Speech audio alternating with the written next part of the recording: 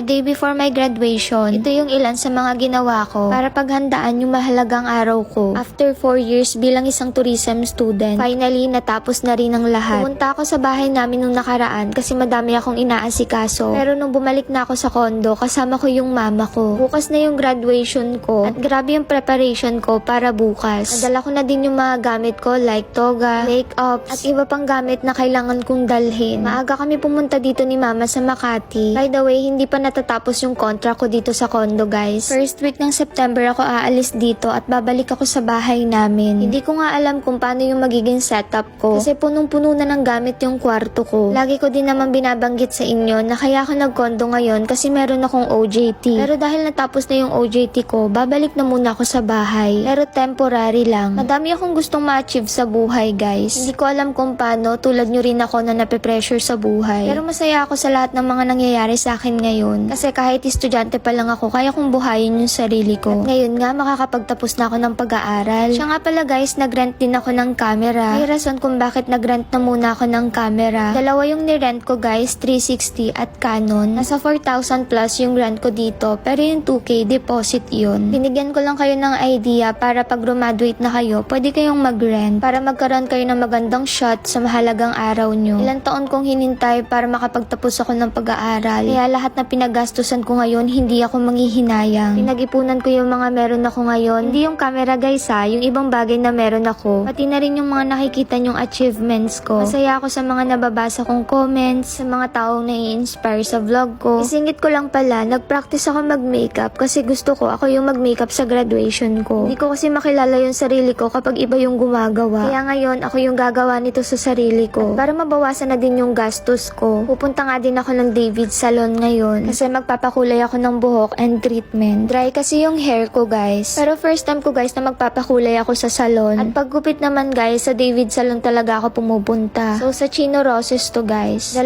beses ako nagpagupit sa David Salon at hindi ako nabigo kasi magaganda yung haircut nila. At talaga namang nasusunod ko ano yung binibigay mo na inspo. Medyo kinakabahan lang ako ngayon kasi hindi ko alam kung babagay ba sa akin yung kulay. Pero nag-ask naman ako sa hairstylist ko. Sabi naman niya bagay sa akin kasi maputi naman ako. Ayan yung Facebook page nila, i-follow nyo. Ngayon ko lang nalaman na minamassage din pala yung ulo. Yung David Salon kasi na napuntahan ko dati, wala namang ganito. Pati nga likod ko minassage nila. So 3 nga pala yung pinagawa ko guys, haircut, treatment, and hair color. Kaya malaki din yung ginastos ko. Ginagaslight ko na lang talaga yung sarili ko. Sabi ko graduation ko naman, okay lang yan. At saka first time ko lang naman magpaganito. Kasi gusto ko nga maganda ako sa graduation ko. Tapos na nga din lagyan ng kulay yung buhok ko and treatment. Kaya ngayon iba-blower naman siya. So kung nagbabala kayo magpa-salon guys, tapos nasa Makati kayo, try nyo sa Chino Roses kasi meron dong branch ng David Salon. Abangan nyo na lang yung result ng hair ko sa susunod na vlog.